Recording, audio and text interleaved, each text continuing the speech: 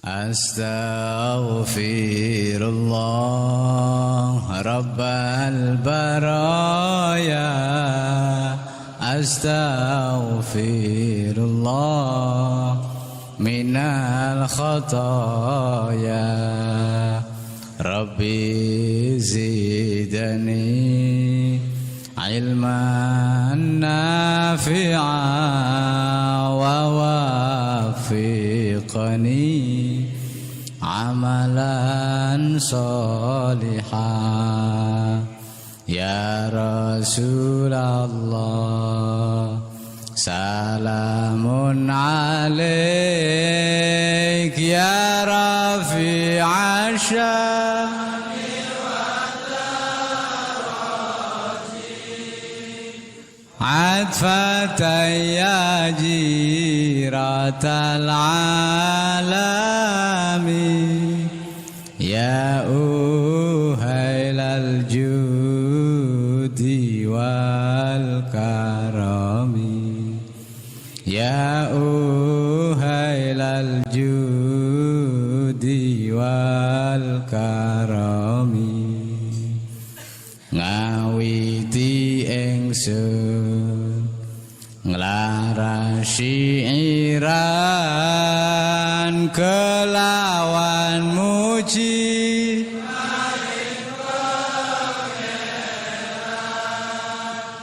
kang paring rahmat lan kenikmatan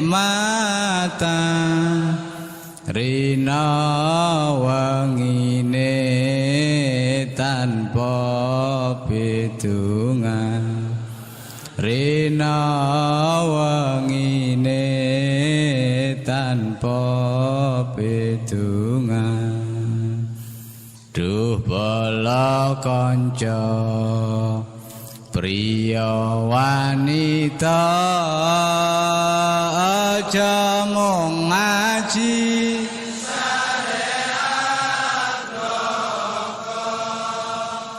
gur pinter ndongeng nulis lan maca tembe mburine bakal sangsara tembe mburine bakal sangsara. Akeh kang apal Quran hadise seneng ngafirke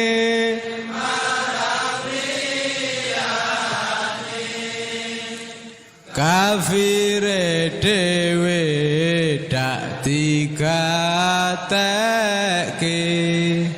yen isih kotor ati akale yen isih kotor ati akale gampang kabujuk nafsu angkara ing pepaese kepyaring donya iri lan meri sukiye tangga mula atine peteng lan nista mula ati peteng lan nista. Ayo sedulur jong lalekake wajib ngaji sak pranatane nur pindalake iman tauhid bagus sangu mulya matine bagus sangu mulya matine kang aran soleh bagus atine krana mapan mune laku tarekat lan ma'rifate uga hakikat manjing rasane uga hakikat manjing rasane Al-Qur'an Qadim. Assalamualaikum warahmatullahi wabarakatuh. Ila khudrati Nabi Mustafa Rasulullah sallallahu alaihi wasallam ba'ina ikhwanihi minal anbiya wal mursalin wal awliya wasyuhada wasyolikin wal malaikatil muqarrabin khususan musannifan dari kitab Syamil Syekh Muhyiddin Ibn Arabi wa khususan Ramasyasyih Lahumul Fatihah. A'udzu billahi minasyaitonir rajim. Bismillahirrahmanirrahim. Alhamdulillahirabbil alamin arrahmanir rahim maliki yaumiddin. Iyyaka na'budu wa iyyaka nasta'in ihdinas siratal mustaqim siratal ladzina an'amta 'alaihim ghairil maghdubi 'alaihim waladdallin. Bismillahirrahmanirrahim. Subhanaka la ilma lana illa ma 'allamtana innaka antal alimul hakim. La haula wala quwwata illa billahil aliyyil azim. Rabbi shrah li sadri wa yassir li amri wa hlul 'uqdatam min lisani yafqahu qawli. Amin ya rabbal alamin. Kita akan melanjutkan kajian semalam ya, sudah membahas tentang Ka'bah yang substansi ya. Jadi menurut Ibn Arabi, Ka'bah secara fisik yang di alam semesta atau yang di alam makrokosmos, alam besar, itu posisinya ada di Makkatul Mukarramah atau yang disebut Ka'bah Baitullah. Itu oleh Ibn Arabi disebut sebagai Ka'bah Baitullah ya, yang secara lahir nampak secara fisik dan itu menjadi ya pusat atau titik umat Islam seluruh dunia menyembah, diwajibkan menghadap kiblat ke sana. Ibn Arabi memberikan pencerahan ya dari menjelaskan soal Ka'bah, mulai dari tingkatan orang-orang yang melakukan tawaf di Ka'bah, terutama kaitannya dengan kualitas rohani, mulai dari yang awam, yang khusus sampai khusus, itu sudah dijelaskan di awal. Kemudian kemarin malam sudah membahas tentang Ka'bah yang sudah mulai mengerucut ke alam kecil atau alam shohir, yaitu mikrokosmos. Jadi alam semesta ya, itu Ka'bahnya ada di Baitullah, ada di Makkah Mukarramah. Nah, kemudian diri kita ini sebagai alam yang kecil, alam shohir, mikrokosmos. Nah, ternyata di dalam hati diri kita ini ada ya yang disebut Ka'bah sebagai pusat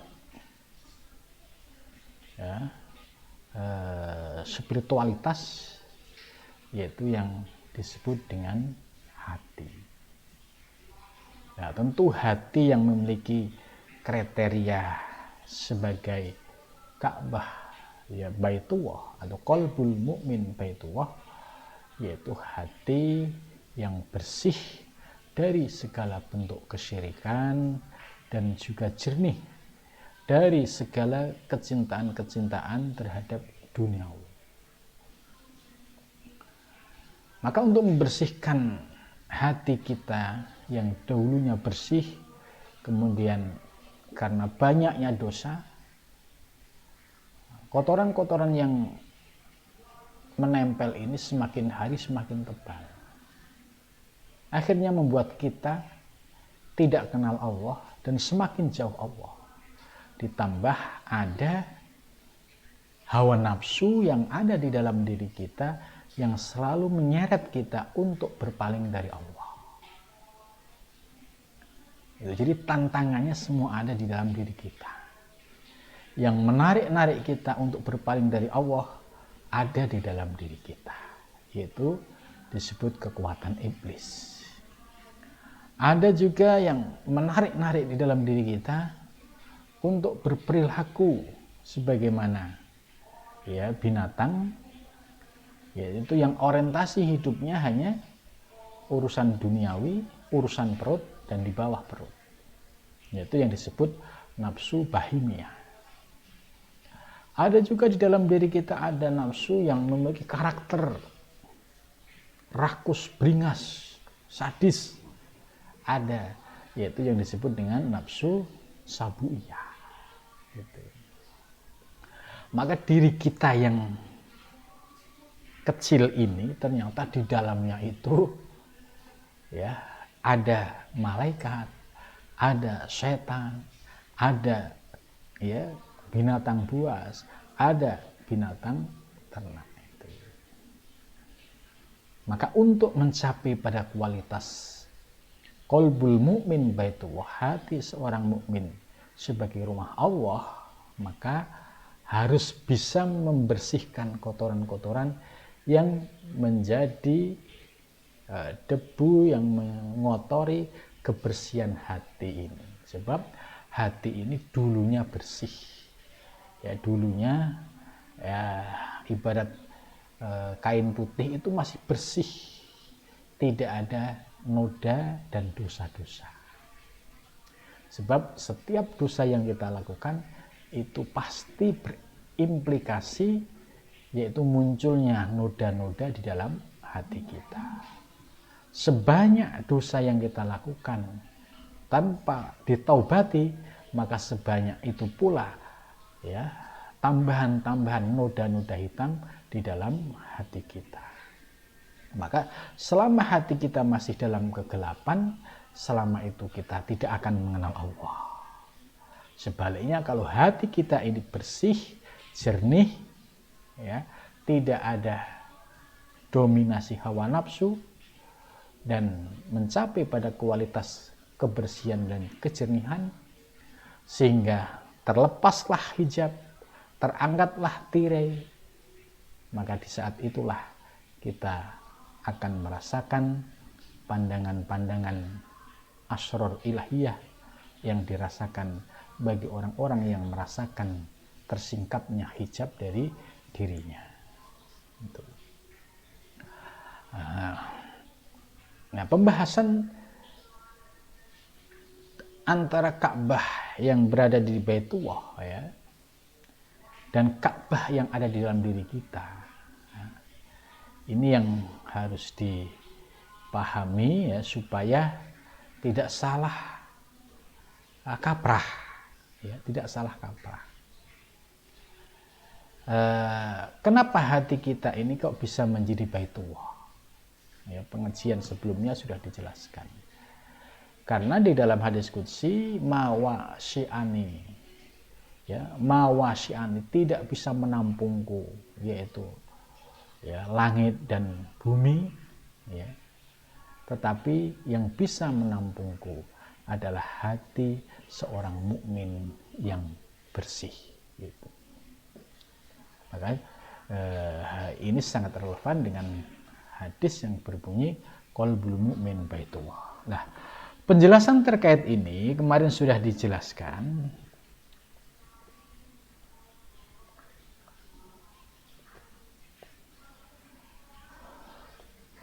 Fakama annal jisma, sebagaimana sesungguhnya jisim fisik, minka darimu firat bati dalam sebuah tingkatan, duna kolbika bukan hatimu al-basit, yang terhampar luas. Maksudnya bahwa fisik kita ini, ya ini terbatas oleh ruang dan waktu. Ya. Dan fisik kita ini juga ada masanya, masa expirednya, masa berlakunya di dunia itu sampai kapan. Itu. Sedangkan kolbika, hatimu itu al-basit, ya, terhampar luas, yaitu tentang ilmu-ilmu kema'rifahan. Kadzalika demikian itu hiyal Ka'bah, yaitu Ka'bah ma'al arsi, serta arsy al-muhit yang meliputi. Jadi begitu juga Ka'bah beserta arsy-nya itu meliputi. Ya. Fattaifuna, dan bermula orang yang tawaf bil Ka'bati, di Ka'bah.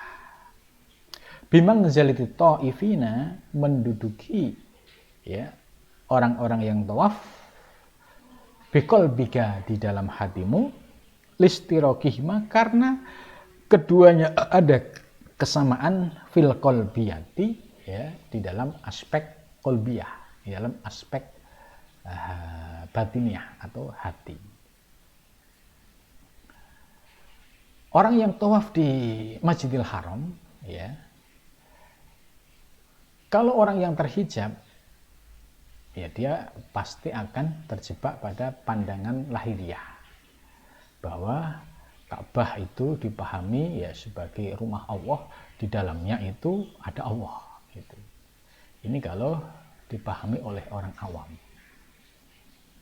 Tapi bagi orang yang sudah kasaf, diberikan pemahaman teori keilmuan, ya, bahwa Ka'bah secara fisik adalah bangunan benda mati, karena terbuat dari unsur-unsur benda mati, yaitu batu, hajar. Ya, ditumpuk dengan persegi 4, maka dalamnya kalau dibuka ya kosong. Ada 3 tiang sebagai penyangga, ya, buat tiang di atasnya itu, buat penyangga atasnya itu. Lah, pemahaman semacam ini kemudian ditingkatkan bahwa Ka'bah itu sebagai simbol tentang keesaan Allah. Ya, kita umat Islam di seluruh dunia untuk menyembah satu titik, yaitu Ka'bah, supaya kita memahami bahwa Tuhan yang kita sembah adalah Esa. Ya, bukan sebatas fisik Ka'bah yang berasal dari benda mati, tapi substansi Ka'bah, yaitu sebagai simbol dari makna ketuhanan, ya, makna Allah sebagai pengatur alam semesta. Nah, kemudian ternyata di dalam diri kita ternyata juga oleh Syekh Ibn Arabi juga ada Ka'bah, yaitu hatimu. Nah, hatimu juga sama. Kalau hati kita dipenuhi dengan kotoran-kotoran sampah duniawi, maka hatimu akan terhijab, tidak mampu menyaksikan Allah.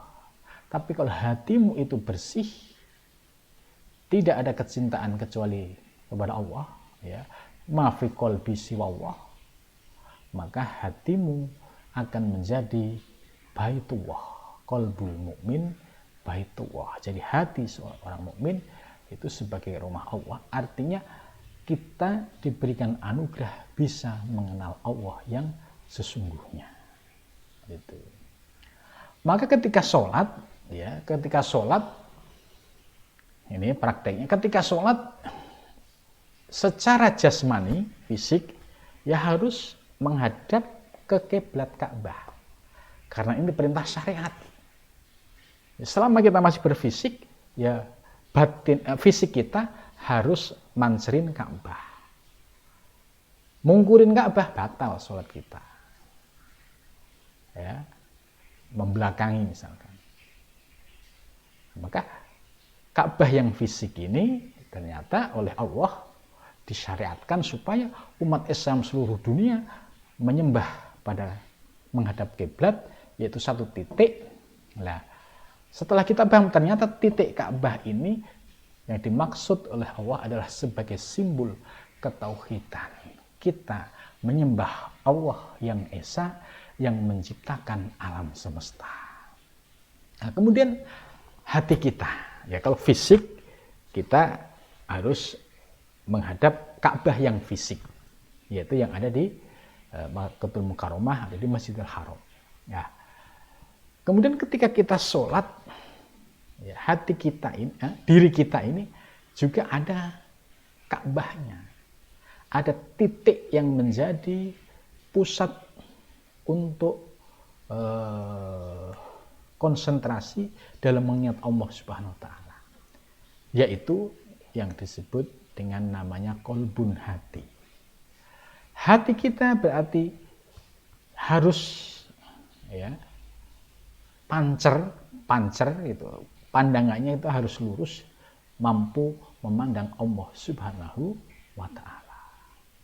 Maka antara fisik ketika sholat fardu harus mengikuti aturan fikih, yaitu harus menghadap Ka'bah, walaupun kita ini sifatnya donian karena kita tidak berhadapan langsung dengan Ka'bah. Ya, kita hanya, kenapa kita kiblahnya ke sana, ya mengikuti bahwa posisi negara kita itu posisinya di sebelah timurnya. Nah, beda dengan saat kita tawaf, saat kita sholat di Masjidil Haram, ya kita langsung bisa melihat Ka'bah.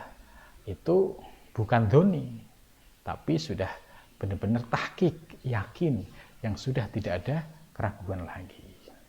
Nah, dua titik ini, ya, titik secara fisik adalah Ka'bah, Baitullah, kemudian titik di dalam diri kita itu hati, itu juga bisa terkoneksi, yaitu kepada keesaan Allah, yaitu yang menciptakan alam semesta.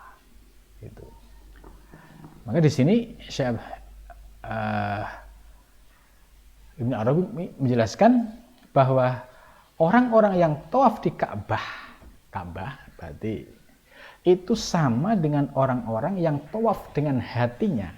Jadi hatinya terus-menerus ingat sama Allah, gitu kan? Allah. Ya, selama sehari semalam ingat Allah. Terus dalam hitungan waktu, dalam seminggu, kita ini 7 kali, 7 hari, ya. Berarti dalam seminggu itu kita selalu melakukan tawaf. Tawaf itu yaitu mengupayakan hati kita selalu ingat kepada Allah. Kita mulai dari maghrib, ya, ini sudah mulai start, ya, sholat maghrib, itu berarti kita mulai ingat kepada Allah. Isya kita sholat lagi, ingat kepada Allah lagi. Subuh ingat Allah lagi, zuhur ingat Allah lagi, asyar ingat Allah. Ini waktu sholat 5 waktu ini sebagai proses melatih kita untuk mengingat Allah. Nah, terus bagaimana di luar sholat? Apakah setelah selesai sholat kita bebas, nggak perlu ingat Allah? Maka orang-orang yang sholatnya itu bisa mengingat Allah, pasti di luar sholat juga dia akan memiliki kesadaran ingat kepada Allah atau diawasi oleh Allah Subhanahu wa taala. Itu, maka di dalam sehari, ya, kita selalu ingat kepada Allah. Nah, bagi orang yang umum, ya, kita bisa menjalankan sholat 5 waktu dengan ingat kepada Allah, ini sudah istimewa.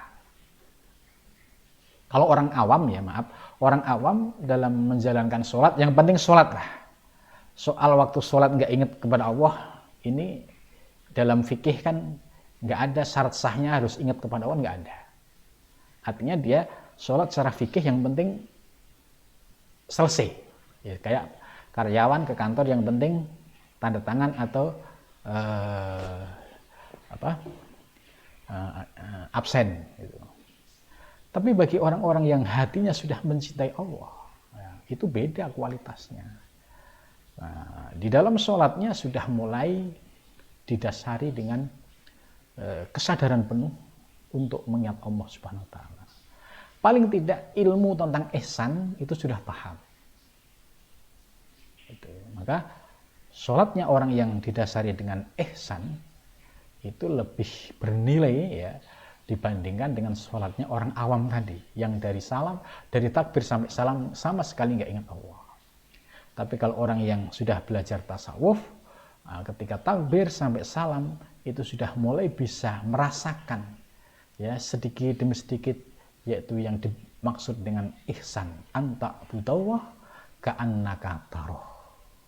Nah, setelah di luar sholat tentu ya, karena ini sudah menjadi wadifah ya, bagi orang-orang ahli thariqah, zikir tetap berlanjut, tidak terhenti sebatas ketika sholat saja. Di luar sholat pun dia harus zikir. Maka bentuk zikirnya itu beragam. Ada yang ismu dzat, ada zikirnya yang sudah kepada zikir fikri, zikir akli, ya, dan zikir yang syuhudi, zikir yang dengan memandang apa yang dipandang kembali kepada Allah. Nah, itu macam-macam zikir yang dirasakan oleh para syalik yang menuju Allah Subhanahu wa taala. Gitu. Jadi, maka orang-orang yang terus-menerus mengajak, membimbing, memaksa ya, karena harus dipaksa untuk berlatih zikir secara terus-menerus setiap hari, ini sebagai proses untuk membersihkan hati dari sesuatu selain Allah. Maka kalau kita sampai pada kualitas itu ya, maka layak kita disebut qalbul mukmin baitullah. Tapi kalau hati kita masih penuh sumpek ya, penuh dengan sampah, sumpek dengan berbagai masalah, ini berarti yang harus dibersihkan dulu gitu. Maka orang yang seperti ini tawaf ya, itu ya pasti banyak lupanya daripada ingatnya gitu. Nah, ini yang menarik, bahwa tawafnya orang yang mengelilingi Ka'bah dengan tawafnya orang yang hatinya senantiasa eling kepada Allah ya, listirokihima fil qalbiyah, itu memiliki kedudukan yang sama, istimewanya itu. Wa taifuna bijismika kataifin bil arsh. Orang yang tawaf dengan jasmani, yaitu mengelilingi Ka'bah secara fisikly, itu seperti orang yang tawaf bil arsy, yaitu orang yang tawaf hatinya selalu mengingat Allah. Itu. Listirokima, karena keduanya juga sama, fisifati al-ihatiyah, memiliki kesamaan sifat yang meliputi. Itu. Ini tambahan lagi menarik, bahwa orang yang tawaf dengan jasmani seperti orang yang tawaf dengan aspek ruhani, yaitu hati. Ya, terus listirokihima, karena keduanya memiliki kesamaan fisifatil ihatiyah, yaitu pada sifat yang meliputi. Ya, apa yang dimaksud meliputi? Bagi yang sedang tawaf di Ka'bah, dia sudah punya kesadaran tentang memahami Ka'bah yang hakiki, sehingga tidak terjebak pada Ka'bah yang fisik. Gitu. Lihat Ka'bah yang fisik sudah tidak menarik, tidak terpesona, tapi tetap dalam hormat, ya, karena itu sebagai simbol yang dimuliakan oleh Allah. Tapi ketika kita sudah memahami bahwa hakikat Ka'bah yang hakiki, ya, itu maka kita mendapatkan sebuah pencerahan rohani tentang memahami Ka'bah yang hakiki. Ya. Fakama annal alamal asrar, ya, Sebagaimana bahwa alam mal-asrar, alam yang terkait dengan rahasia-rahasia ketuhanan, atau ifina, yaitu orang-orang tawaf, bil qalbi, dengan hati. Jadi orang-orang yang sudah tawaf dengan hatinya, jadi tawafnya itu dengan hatinya selalu ingat kepada Allah. Syukur-syukur bisa 50% dari satu hari, syukur-syukur bisa 60, 70, 80, bahkan sampai 100% dalam sehari semalam memiliki kesadaran ingat kepada Allah. Ya, itu sebagaimana diisyaratkan oleh Rasul bahwa yang ya, sekalipun jasadnya tidur tapi hatinya tidak pernah tidur.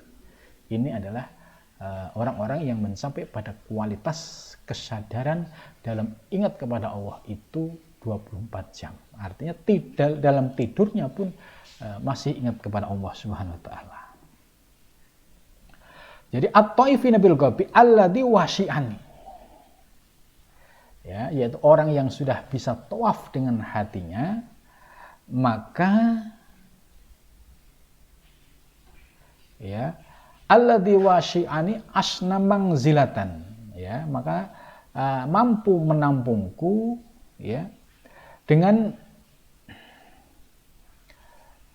menduduki kedudukan yang sangat berkilau, ya, min ghairihim, dari lainnya, wa'ala, dan tinggi. Nah, ini maksudnya bahwa orang-orang yang hatinya sudah bisa tawaf, hatinya yang sudah bisa mengingat Allah, ya, hatinya sudah ma fi qalbi siwallah, maka orang-orang yang seperti ini disebut asna mangzilatan, ya, memiliki kedudukan yang sangat terang benderang, sangat berkilau rohaninya. Ya, min ghairihim, daripada yang lainnya. Yang lainnya itu ya orang-orang awam, orang-orang yang tidak mengenal tentang rahasia tawaf ini. Nah, terus berikutnya Syekh Al-Jilani menjelaskan,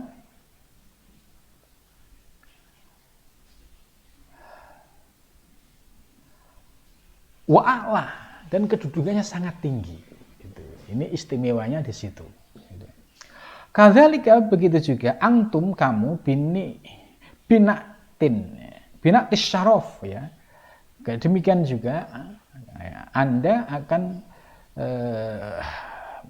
memperoleh sifat-sifat kemuliaan, wasyadah, ya, wasyadah itu ya seorang pemimpin yang sangat dihormati, disegani, alat taifinya, atas orang-orang yang tawaf, bil arsi, di ars, gitu. Jadi orang-orang yang hatinya sudah bisa tawaf itu di ars itu mendapatkan kedudukan yang tinggi dan dihormati, al-muhit, yang meliputi aula, lebih utama. Jadi ini menarik sekali ini apa yang disampaikan oleh Ibnu Arabi, gitu. Akhirnya dengan memahami ilmu ini, ya, ada impian yang lebih tinggi. Tidak sebatas kita bisa tawaf secara fisik ke Ka'bah, tapi bagaimana kita yang jauh dari Ka'bah menjadikan hati kita bisa bertawaf selalu ingat kepada Allah Subhanahu wa taala. Ternyata orang-orang yang hatinya sudah bisa tawaf ini memiliki kedudukan yang istimewa di hadapan Allah Subhanahu wa taala. Fa innakum at-taifuna bi qalbi wujudil alam, karena sesungguhnya kamu itu telah tawaf dengan hati, ya, hati yang nyata dalam wujud alam semesta ini. Gitu. Jadi walaupun kita tidak di Mekah, tapi kita memiliki kesadaran untuk selalu ingat kepada Allah Subhanahu wa taala. Inilah hakikat tawaf itu.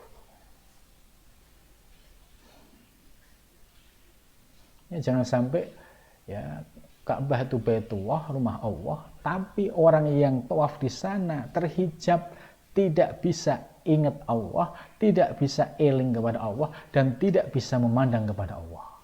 Ini artinya secara jasad fisik dia dekat dengan Ka'bah, tapi hatinya ditutup oleh Allah Subhanahu wa taala. Nah, ini idealnya, ya, Idealnya ya kita bisa tawaf berdekatan dengan Ka'bah secara fisik, tapi kita memiliki kesadaran spiritual yang tinggi sehingga kita bisa memahami hakikat tawaf yang sesungguhnya. Nah, bagi kita yang jauh dari Ka'bah tentu ada kesempatan untuk berlatih bagaimana menjadikan hati kita ini bisa berlatih tawaf untuk latihan eling atau mengingat zikir kepada Allah Subhanahu wa taala. Fa antum bimazilatil asrarul ulama. Kamu kalau mampu seperti itu, kamu telah menduduki rahasia-rahasia ulama. Gitu.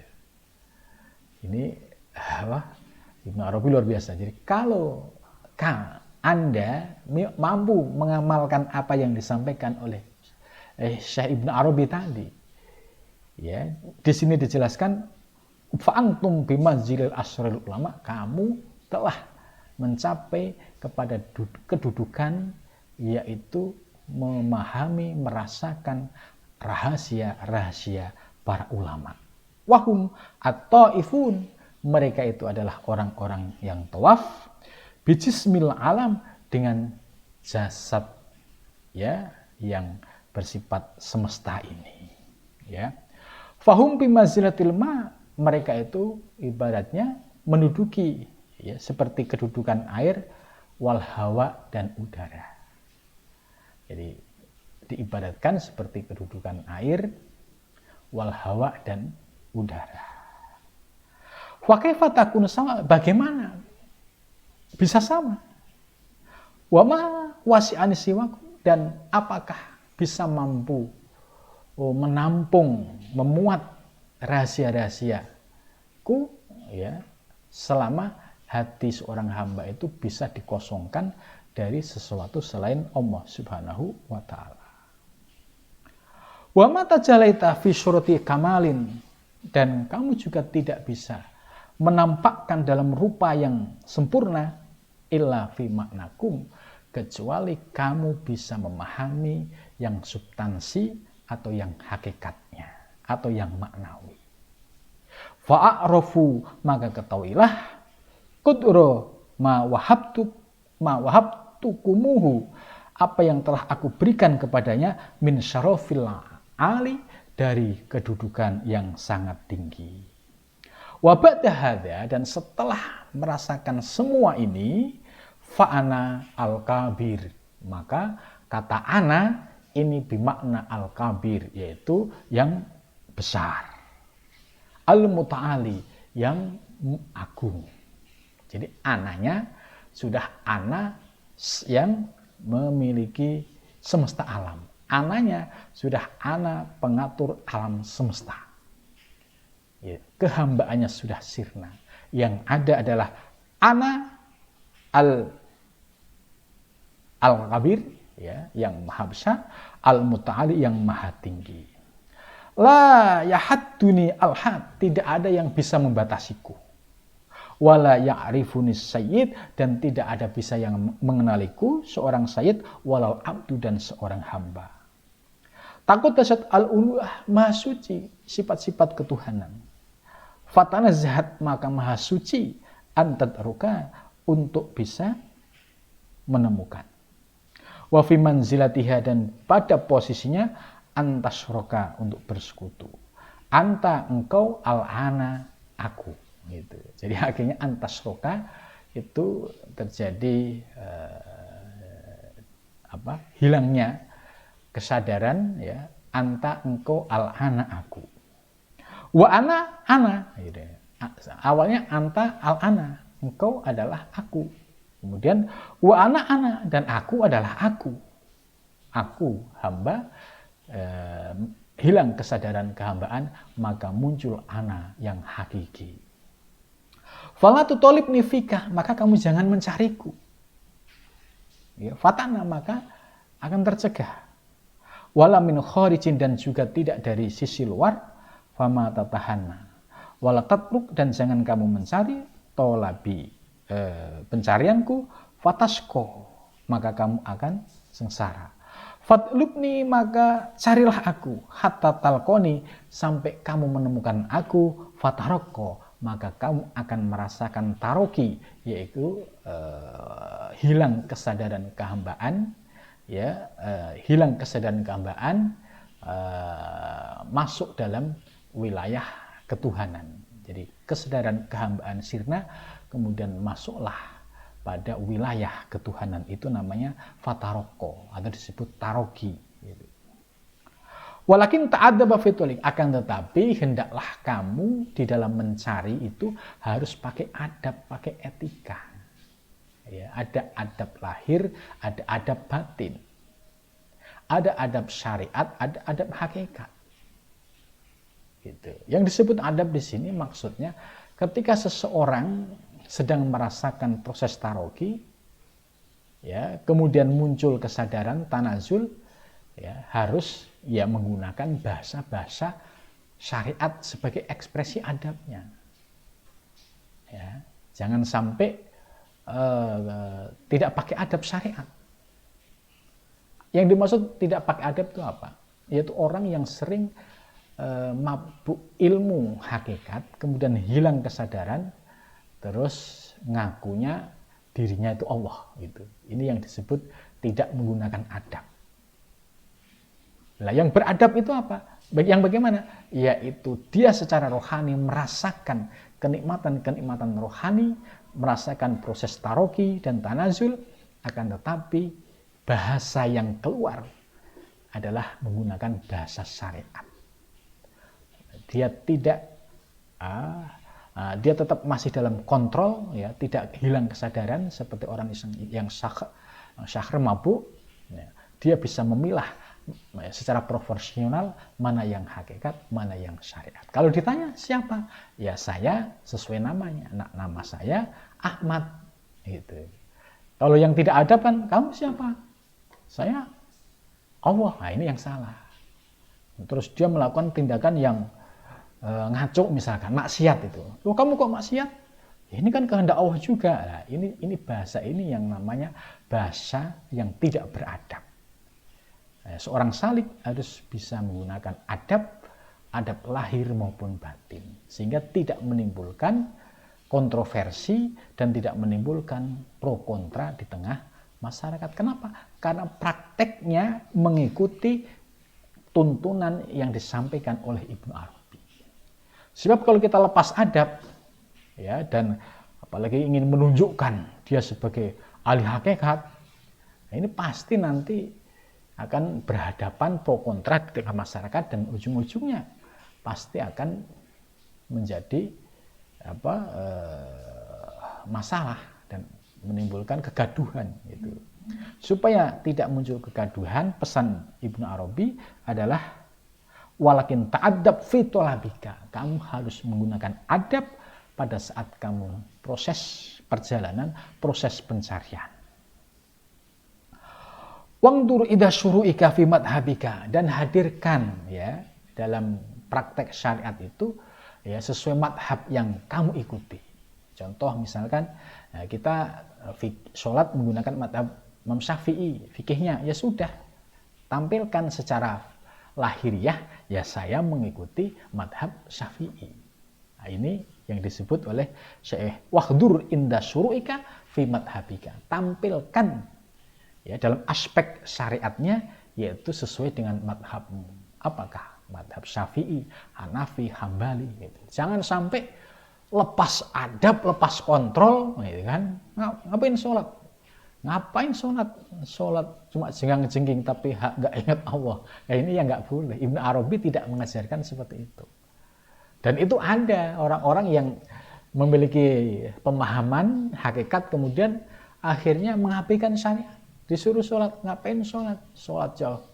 Sholat jenggang-jengging nggak ingat Allah. Mendingan saya ngudut ingat Allah. Nah, ini sudah tidak benar. Sudah kehilangan adab. Yang kedua, secara syariat dia sudah tidak benar. Jadi praktek yang ideal itu ya prakteknya orang-orang ahli thariqah. Dia di dalam praktek syariat rapi, zikir rapi, dalam berkomunikasi dengan umat atau publik juga rapi. Jadi tidak ada nampak keganjilan. Beda dengan yang tadi tidak memakai adab, kemudian tidak pakai pilihan madhab, ini pasti akan menimbulkan problem. Misalkan kamu sholat pakai madhab siapa? Saya nggak pakai madhaban, saya langsung Allah, gitu kan. Kapan ketemu Allah, gitu kan? Terus saya langsung dari Rasulullah, kapan ketemu Rasul? Lahirmu kapan? Secara rohani, ya, Nabi mengajarkan sholat itu secara jasmani. Bagaimana mencampur aduk antara rohani dan jasmani? Jangan-jangan ini bukan masalah rohani, tapi ini adalah khayalan Anda, gitu kan? Nah, gitu. Jadi ini yang harus dipahami oleh orang-orang yang belajar hakikat. Adab tadi sangat ditekankan oleh Ibnu Arabi, dan juga dalam praktek syariat, hadirkan baju syariatmu mengikuti madhab siapa, tunjukkan, ya. Jangan gengsi, saya orang hakikat masa masih ngaku madhab Syafi'i, ya, kata siapa? Semua ulama-ulama muhakkikin, ya, itu semua menggunakan secara syariat yang mengikuti madhab sesuai dengan madhabnya. Kalau di wilayah ini Nusantara, ya kebanyakan madhabnya Imam Syafi'i. Kalau di wilayah Asia, kemudian Rusia itu, Cina itu banyak menggunakan Hambali, gitu. Banyak menggunakan Hanafi, ya, Hanafi. Itu. Jadi Imam Ibnu Arabi sudah mengajarkan seperti itu. Wa mayyiz baini wa bainaka, dan bedakan antara diriku dan dirimu, ya.